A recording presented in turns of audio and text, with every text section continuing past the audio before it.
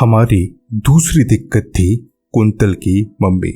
हमें कुंतल की मम्मी को भी समझाना था और उन्हें इस बात के लिए राजी करना था कि वो हमें जमींदार बाड़ी जाके रहने दे।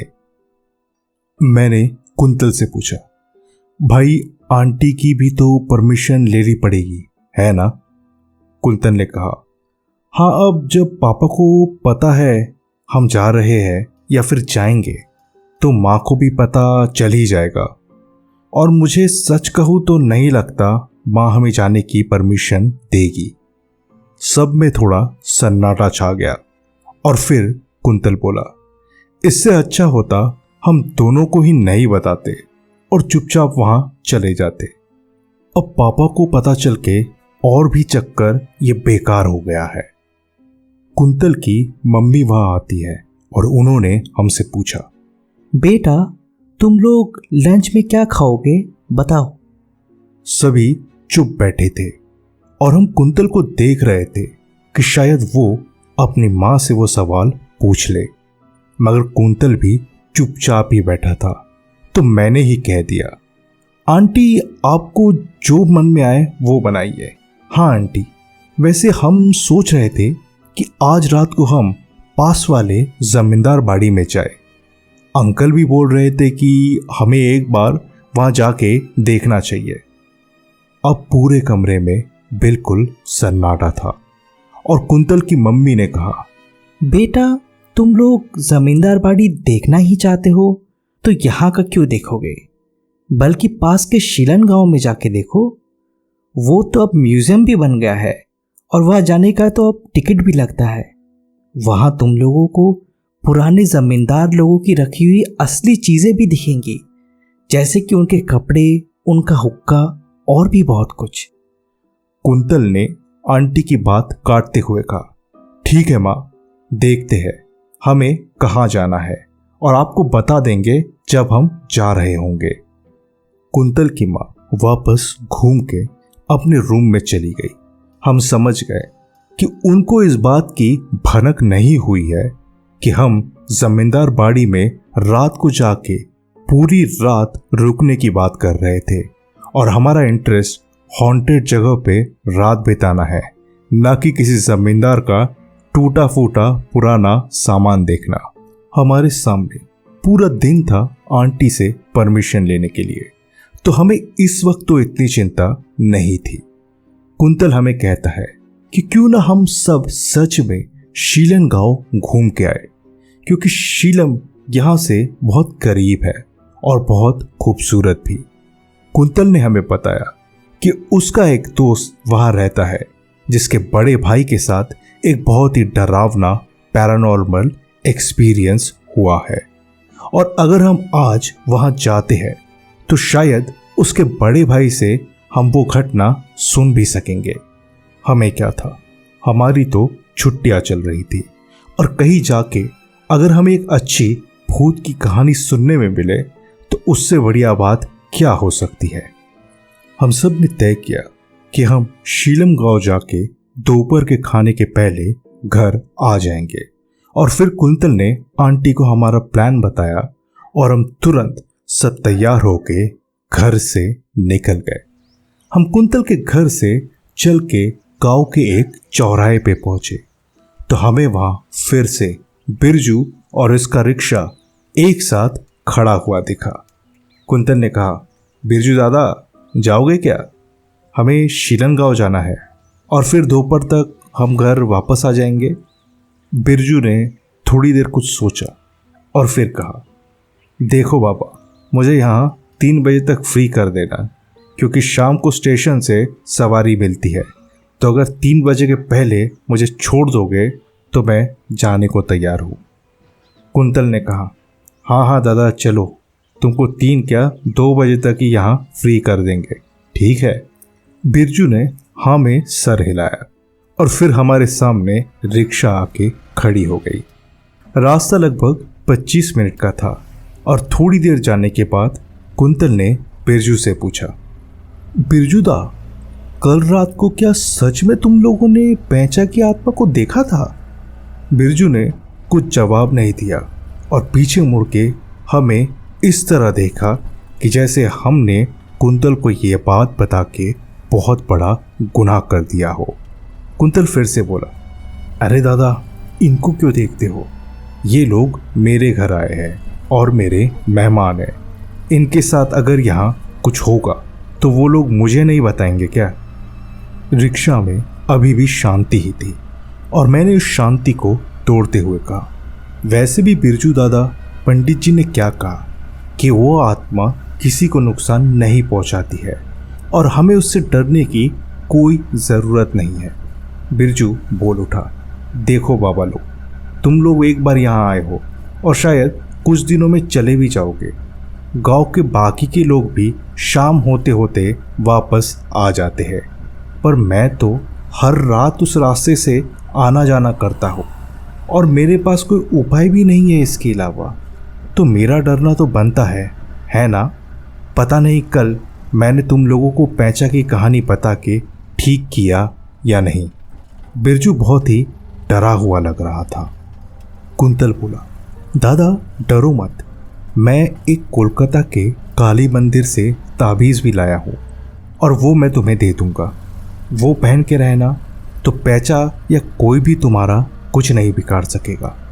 बिरजू ने खुश होकर कहा, सच कुंतल बाबू, सच तुम कोलकाता वाले काली मंदिर का ताबीज़ लाए हो और वो मुझे दोगे? कुंतल बाबू, तुम्हारा बहुत बहुत भला हो। अगर ऐसा हुआ तो मुझे किसी भी बात का डर नहीं होगा। फिर पैंचा वैचा मेरा कुछ नहीं बिगाड़ सकता है अगर काली माता का कवच मेरे साथ रहे तो। बिरजू को इतना खुश देख के मुझे भी बहुत अच्छा लगा, क्योंकि ये रिक्शा ही उसकी जीवनी है और अगर डर के मारे वो ये रिक्शा चलाना बंद कर देगा तो घर फिर उसका कैसे चलेगा। हम बातें करते हुए आखिरकार शीलम गांव पहुंच ही गए। गांव में घुसते ही हमें एक बहुत ही बड़ा घर दिखाई देता है। ये घर बहुत ही शानदार और बहुत बड़ा था, जैसे कि कोई पुराने जमींदार का घर हो। कुंतल ने इसे देखते हुए कहा, माँ इसी की बात कर रही थी। अब ये बड़ा म्यूजियम जैसा बन गया है और लोग यहाँ आके जमींदार परिवार की पुरानी चीज़ें भी देख सकते हैं। वैसे तो अभी भी यहाँ परिवार रहता है, मगर अब शायद उनके घर में बस एक ही आदमी है और उसकी भी शादी वगैरह कुछ नहीं हुई है शायद। सरकार की तरफ से इसे म्यूज़ियम बनाने के लिए उस आदमी को कुछ पैसे मिले हैं और उसका गुजारा शायद उसी से चलता है। अमित बोला, इतना बड़ा मकान है, इसे बेचेगा तो लाख रुपए से ज़्यादा ही मिल जाएंगे, है ना? शायद उससे भी ज़्यादा, क्या बोलते हो? नीलांजन बोला, अमित अब बड़े गुप्ता जी को बोलेगा कि ये ज़मींदार बाड़ी ही खरीद ले। और ये बोल के हम सब जोरों से हंसने लगे। रिक्शा रुक जाती है क्योंकि कुंतल के दोस्त का घर अब आ गया था। हम सब उतरते हैं और कुंतल ने कहा, बिरजू दादा थोड़ा देर यही रुकना, हम इस घर में ही जाएंगे और फिर 1 बजे तक यहाँ से रवाना होके गाँव वापस। बिरजू ने हाँ में सर हिलाया और कहा, जाओ बाबा लोग, मैं यहीं हूँ। कुंतल का ताबीज़ देने का वादा शायद असर कर गया और अब बिरजू दादा हमारे लिए दोपहर क्या शाम तक रुक जाते। मैंने कुंतल को कहा, मान गए दोस्त, तुमने तो इसको लपेट लिया। तो वो बोला, नहीं पार्थो, मैं सच में कालीघाट के मंदिर से ताबीज़ लाया हूँ और बिरजू दादा को दे दूंगा। मुझसे ज़्यादा इसकी ज़रूरत बिरजू दादा को है, क्योंकि वो रात को उस भूतिया रास्ते से आना जाना जो करते हैं। मैंने अपने दोस्त को जैसा सोचा था वो उससे कई ज़्यादा अच्छा इंसान निकला। बहरहाल कुंतल ने अपने दोस्त के घर का दरवाज़ा खटखटाया और फिर एक बुजुर्ग इंसान ने दरवाजे को खोला और कुंतल ने पूछा, चाचा इकबाल है क्या? इस आदमी ने कहा, रुको बुला देता हो। इकबाल, ए इकबाल, देख तो जरा, तेरा दोस्त आया है तुझसे मिलने। हमारी ही उम्र का एक लड़का सीढ़ियों से उतर के दरवाजे पे आया और बोला, अरे कुंतल बाबू, की व्यापार, आज यहाँ का रास्ता कैसे भूल गए? अरे आओ आओ, अंदर आओ। और ये सब ये सब तुम्हारे कॉलेज वाले दोस्त होंगे, है ना? कुंतल ने हाँ कहा और हम सब एक एक करके इकबाल के घर में आ गए। शामिल गांव भले ही कुंतल के गांव से बड़ा था, मगर इकबाल का घर कुंतल के घर से छोटा। हमें बाद में पता चला कि इकबाल के पिता की इस गांव में एक दर्जी की दुकान है और उनका गुजारा उसी दुकान से होता है। इकबाल जल्दी से अंदर गया और 5 मिनट में हमारे लिए शरबत बना के ले आया। शरबत पीते हुए कुंतल ने इकबाल से हम सबका परिचय करवाया और उसे ये कहानी भी बताई कि कैसे हम लोग कॉलेज के बाहर खड़े हुए ये तय करते हैं कि हम एक रात कुंतल के गांव के जमींदार बाड़ी में बिताएंगे।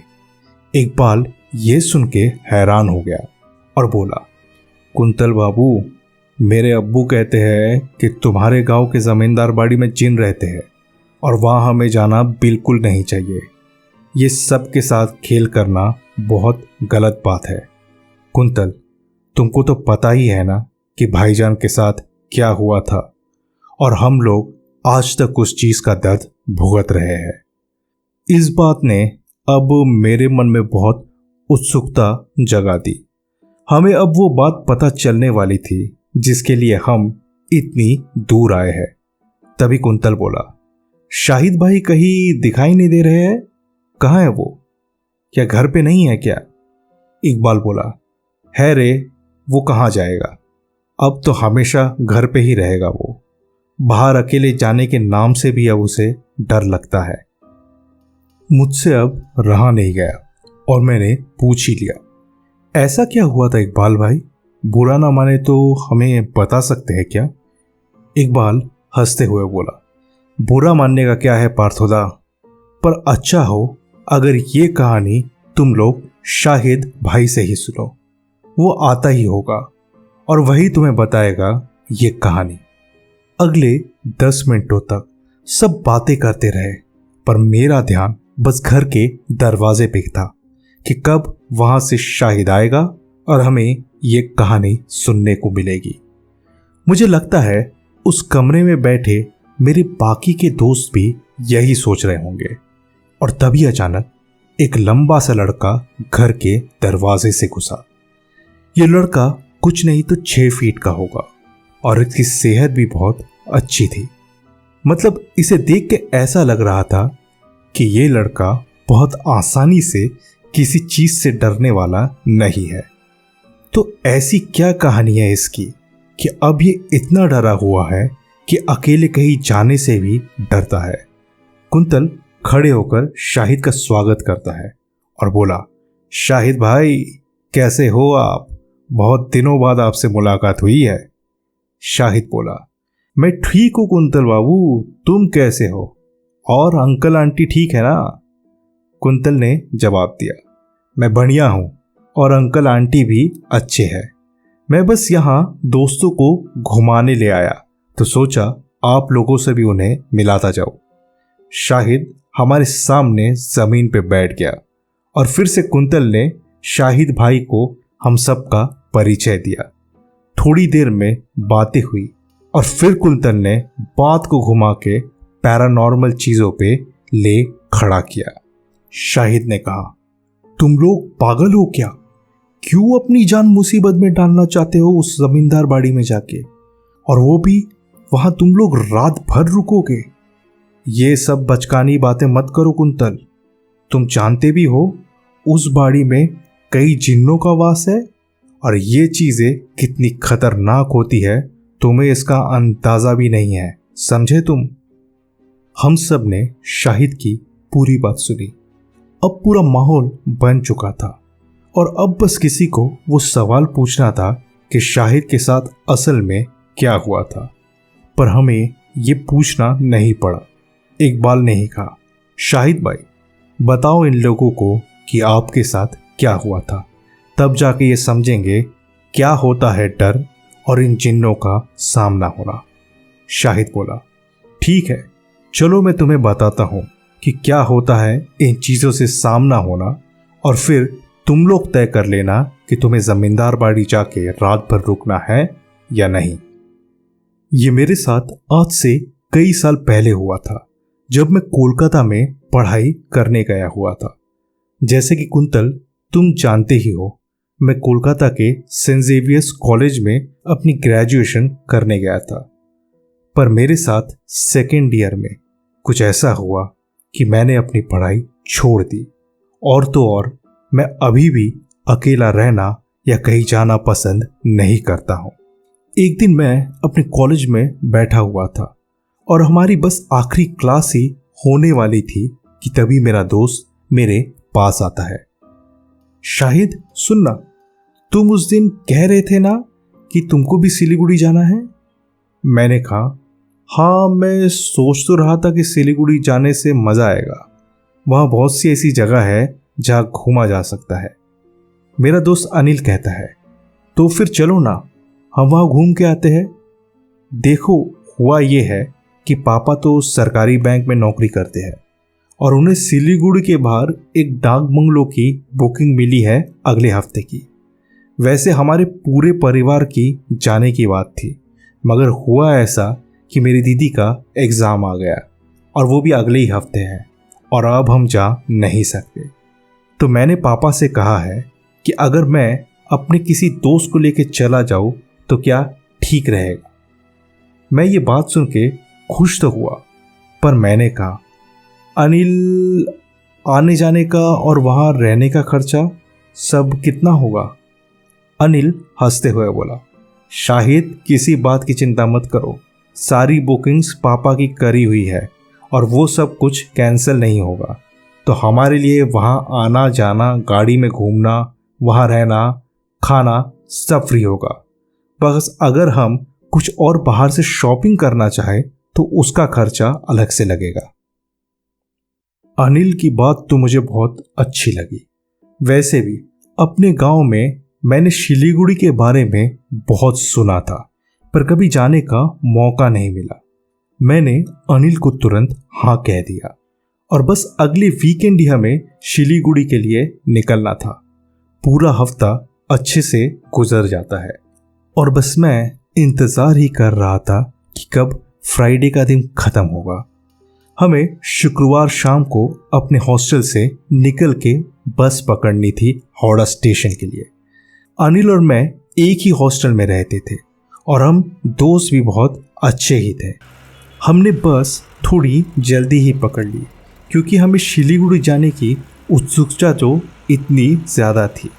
हम जब हावड़ा स्टेशन पहुंचते हैं तो उस वक्त शाम के 5 बजे हुए थे और हमारी ट्रेन शाम को 7:45 की थी।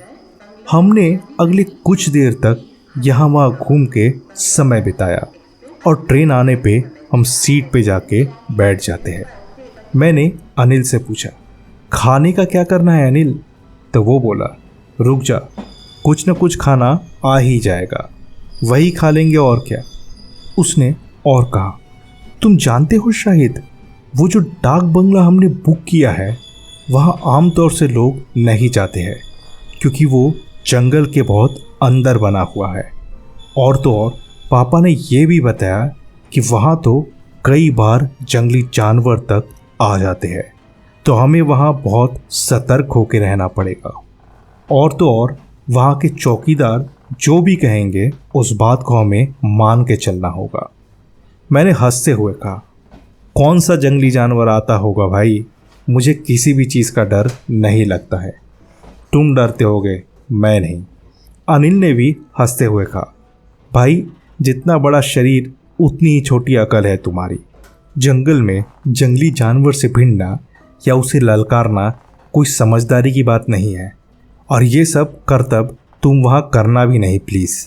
हम दोनों ही हंसने लगे और मैंने कहा, नहीं नहीं यार, डरो मत, मैं ऐसा कुछ भी नहीं करने वाला, जान का डर मुझे भी है अनिल। बात करते हुए शाम से रात हो जाती है और हम अपना डिनर करके सो जाते हैं। अगले दिन सुबह लगभग 8 बजे सिलीगुड़ी स्टेशन आता है और हम दोनों अपना सामान लेके प्लेटफॉर्म पे उतर गए। अनिल ने कहा, रुक जाओ, अभी यह हमारा ड्राइवर आएगा हमें पिक करने। जैसा मैंने कहा कि हमारी सारी बुकिंग्स पहले से ही हो गई थी और इसमें एक गाड़ी भी बुकड है जो कि हमें स्टेशन से पिक करके और कल शाम को वापस स्टेशन तक छोड़ देगी। तब तक ये गाड़ी अपने पास ही रहने वाली है। मैं ये सुन के बहुत खुश हो गया। अब हमारे गांव में कहाँ गाड़ियाँ हैं और हमें गाड़ी में बैठने का मौका भी हर रोज़ कहाँ मिलता है। बहरहाल लगभग और 5 मिनट के बाद एक गाड़ी यहाँ आ जाती है और हम दोनों इस गाड़ी में बैठ गए। जब अनिल ने ड्राइवर को हमारे बंगलों का नाम बताया तो वो बोला, आप लोग यहाँ रुकने वाले हो? अनिल ने कहा, हाँ दादा। और फिर वो ड्राइवर थोड़ी देर तक चुप रहा। लगभग और 5 मिनट गाड़ी चलाने के बाद उसने कहा, आपको क्या रात में भी गाड़ी लगेगी क्या? अनिल ने कहा, आपको तो कल शाम तक हमारे साथ ही रहना है ना? तो रात को भी आप गाड़ी बंगलों के बाहर ही पार्क कर देना। और रही सोने की बात, तो वहाँ पे कई रूम्स खाली है, तो आपको वहाँ सोना है तो सो जाना। ये सुन के वो बोलता है, नहीं दादा, मैं वहाँ नहीं रुकूंगा, मैं अपनी गाड़ी में ही रात बिता लूँगा, पर मैं वहाँ नहीं रुकूंगा। हमें इस ड्राइवर की बात सुन के ज़रा अटपटा तो लगा, पर हम इस पे ज़्यादा ध्यान नहीं देते हैं। और बस लगभग आधे घंटे में ही हमारा डाक बंगलो आ गया। ये जगह बिल्कुल प्रकृति की गोद में बनी हुई थी। ऐसा लग रहा था कि हम सच में किसी दूसरी दुनिया में आ गए हैं। यहाँ की शांति, यहाँ का ठंडा माहौल और चारों तरफ से आती हुई छोटे छोटे पशु पक्षियों की आवाज़। मैं पहली बार ही इतनी खूबसूरत जगह पे आया था और मुझे तो ये जगह बहुत ही ज़्यादा अच्छी लगी। हमें इस डाक बंगलों के बाहर यहाँ का चौकीदार मिलता है और इसका नाम था मनीदा। नाम इसका मनी था और इसको सभी लोग मनीदा कह के बुलाया करते। मनीदा हमें अपने कमरों तक ले गए और उन्होंने हमें बताया कि वो रात को 8 बजे तक ही यहाँ रुकेंगे और फिर वो अपने घर चले जाते हैं। तो अगर हमें कुछ भी चाहिए तो हम उन्हें शाम को 7 बजे तक बताते। हम फिर तैयार हो रहे थे बाहर घूमने जाने के लिए और मैं अनिल से पहले तैयार हो गया और इस बंगलों को बाहर से जाके देखने लगा। मैंने घूमते हुए देखा कि बंगलों के पीछे की तरफ एक पुतला बना हुआ है और फिर उस पुतले के पहले ही लकड़ियों से बंगलों का वो हिस्सा बंद कर दिया गया है, मतलब ऐसे कि वहाँ कोई जा न सके। अनिल मुझे ढूंढते हुए वहाँ पहुँचा तो मैंने उसे कहा, ये क्या सीन है भाई, ये हिस्सा बंद क्यों करके रखा हुआ है? अनिल बोला, मुझे नहीं पता यार, चल मनीदा से पूछते हैं। अनिल ने मनीदा को बुलाया और वो वहाँ आ पहुँचे। मनीदा, ये किसका पुतला है और ये वाला हिस्सा ऐसे बंद क्यों किया हुआ है? मनीदा ने कहा, देखो बाबू लोग, ये जगह हमेशा से ही बंद है। क्यों है तुम मुझे मत पूछो, मैं तुम्हें जो बताऊंगा वो तुम लोग मानोगे नहीं तो जाने ही दो। बस ये करना कि किसी भी हाल में इस जगह को पार करके उस तरफ मत चले जाना।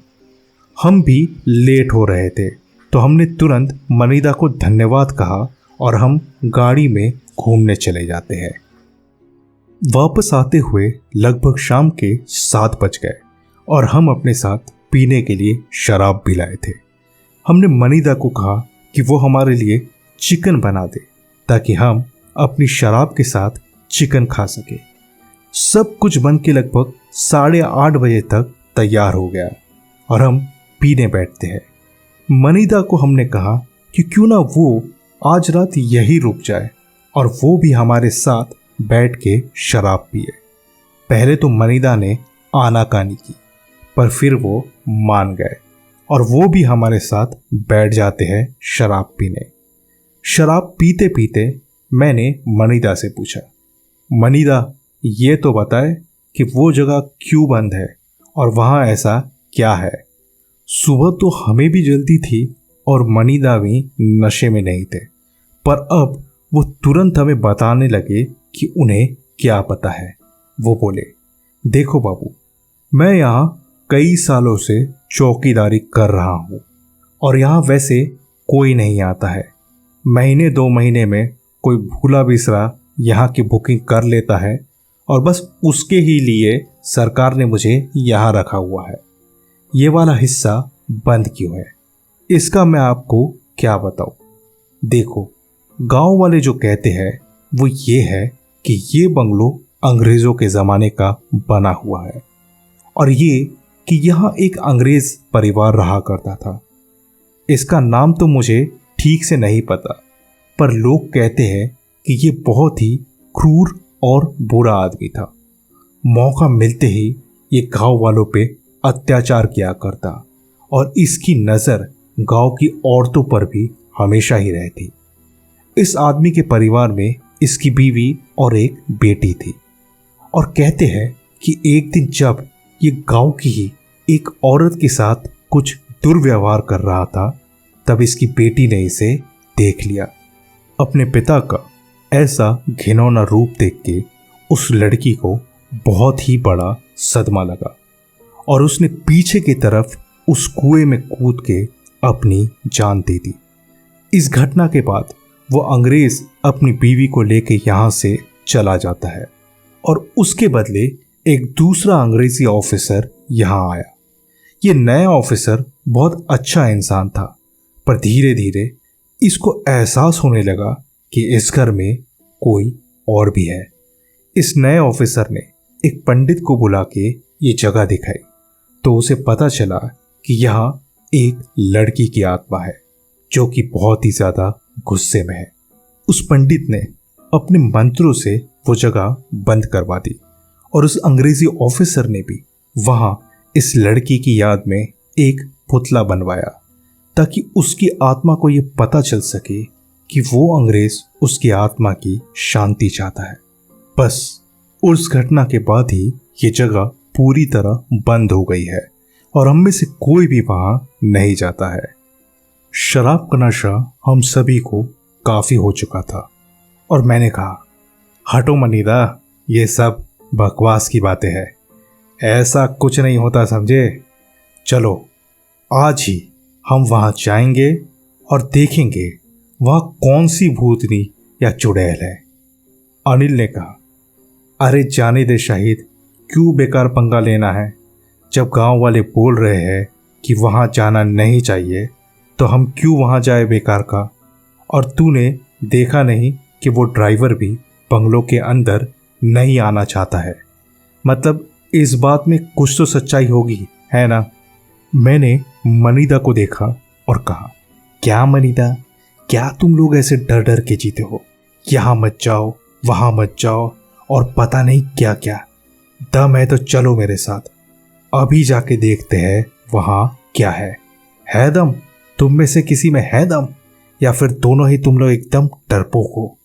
ये सुन के मनीदा को भी शायद थोड़ा जोश आ गया और वैसे भी वो शराब के नशे में तो थे ही और वो बोले, हाँ चलो देखते हैं वहाँ है क्या, ऐसा क्या है।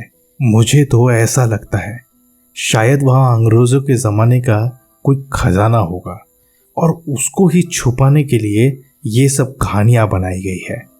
मुझे भी मनीदा की ये बात सही लगी, मगर अनिल बोल उठा, नहीं नहीं मनीदा, क्यों बेकार आप लोग वहाँ जाने की बात कर रहे हैं। मुझे नहीं लगता हमें वहाँ बिल्कुल भी जाना चाहिए। मैंने कहा, चुप डरपोक अनिल, चलो मनीदा हम ही चलते हैं। हाथ में अपना ग्लास लिए और एक डंडा लेके मनीदा चल पड़े। जैसे ही वो जगह आई तो अनिल बोला, मुझे डरपोक समझो या कुछ भी, इसके आगे मैं नहीं जाने वाला। और तो और तुम लोग भी मेरी बात मानो और इसके आगे मत जाओ। चलो चल के अपनी शराब पीते हैं यार और सो जाते हैं। मनीदा मुझे बोले, ये तेरा दोस्त एकदम फट्टू है रे, एकदम फट्टू। और ये कह के हम दोनों हंसते हुए इस इलाके में घुस गए। सब कुछ शांत ही था और मैंने जाके पहले यहाँ की लाइट जलाई। जैसा कि मैंने सोचा था कि लाइट वहाँ की खराब ही थी, तो मनीदा ने अपनी टॉर्च जला ली हम थोड़ा आगे ही चले थे कि मनीदा अचानक बोल उठे, ये क्या था शाहिद? मैंने कुछ नहीं सुना तो मैंने कहा, चलो चलो मनीदा, बेकार की बातें मत करो। हम थोड़ा और आगे बढ़े कि अब मुझे सुनाई देती है एक आवाज़। ये ऐसा लग रहा था कि जैसे कोई लड़की अंग्रेजी में गाना गा रही है। मैं रुक गया और बोला, मनीदा, क्या तुम्हें भी गाने की आवाज़ आ रही है क्या? तो उसने मुझे बहुत डर भरी आंखों से देखा। मैंने कहा, क्या हुआ मनीदा? और ये कह के मैं पीछे मुड़ता हूँ। मैंने देखा कि पीछे जो कुआं है उसके ऊपर एक आकृति जैसी दिख रही है, जैसे कि कोई लड़की हो जो कि उस कुएं के ऊपर हवा में तैर रही है। अब मेरा नशा पूरी तरह उतर गया और मैं भाग के वापस जाने लगा, पर मुझे वापसी का रास्ता ही नहीं मिल रहा था। मैंने मनीदा को देखा तो वो वहां नहीं थे। मैंने आवाज लगाई, मनीदा, ओ मनीदा, कहाँ हो तुम मनीदा? मुझे कुछ भी सुनाई नहीं दे रहा था और फिर मुझे वही गुनगुनाने की आवाज आती है और सुनाई देती है अनिल की आवाज, शाहिद, शाहिद तुम कहाँ हो? जल्दी वापस आओ, अभी के अभी आओ। मैं किसी तरह भी अपना रास्ता नहीं ढूंढ पा रहा था और तभी मुझे पीठ पे बहुत जलन का एहसास हुआ और सुनाई देती है एक हंसी की आवाज़। मैं पूरी तरह से डर चुका था और बस मैं ये समझ गया था कि अब शायद मेरी मौत आने ही वाली है कि तभी हमारा ड्राइवर भाग के वहाँ पे आता है और मुझे खींचते हुए वहाँ से ले गया। ड्राइवर ने सीधा हमें वहाँ से निकाल लिया और हमें वो एक मंदिर में लेके आता है। हम सब इस मंदिर में सारी रात रहे और सुबह होने के बाद ही यहाँ से निकले। मेरी तबीयत पूरे दिन अच्छी नहीं रही और किसी तरह से ट्रेन पकड़ के हम वापस कोलकाता आए। अब शुरू हुआ वो खेल। मुझे हर रात वो लड़की रात को सपने में दिखाई देने लगी और उसने मुझे चोट पहुंचाना भी चालू कर दिया। कभी मेरे कंधे पे, कभी मेरे हाथ पे, कभी मेरे मुंह पे ऐसे खरोच के निशान रहते। अगले कुछ दिनों में मेरी जिंदगी पूरी बदल जाती है और मैं अपनी पढ़ाई आधी छोड़ के वापस गांव चला आया। मुझे यहाँ कई सारे पीर फकीरों को दिखाया गया, पर आज तक मुझे कोई फायदा नहीं हुआ है। अगर मैं किसी के साथ रात में सोऊं तो ये चीज़ तब वहाँ नहीं आती है, मगर अगर मैं अकेले कहीं जाऊं या कहीं रहूं या फिर रात में सोऊं तो फिर मुझ पे ये चीज़ भारी हो जाती है। शाहिद ने अपनी कहानी ख़त्म की और वो बोला, इसीलिए कहता हूँ कुंतल बाबू, मत जाओ वहाँ, कोई फ़ायदा नहीं है बेकार की ऐसी चीज़ों के साथ खेलने का। बाहर से हमें एक आवाज़ आती है, कुंतलदा, ओ कुंतलदा, चलो 2 बजे तक हमें गांव भी पहुंचना है। बिरजुदा ने हमें समय की याद दिलाई और हम सब ने शाहिद और इकबाल को अलविदा कहा और बिरजुदा की ऑटो में जाके बैठ जाते हैं।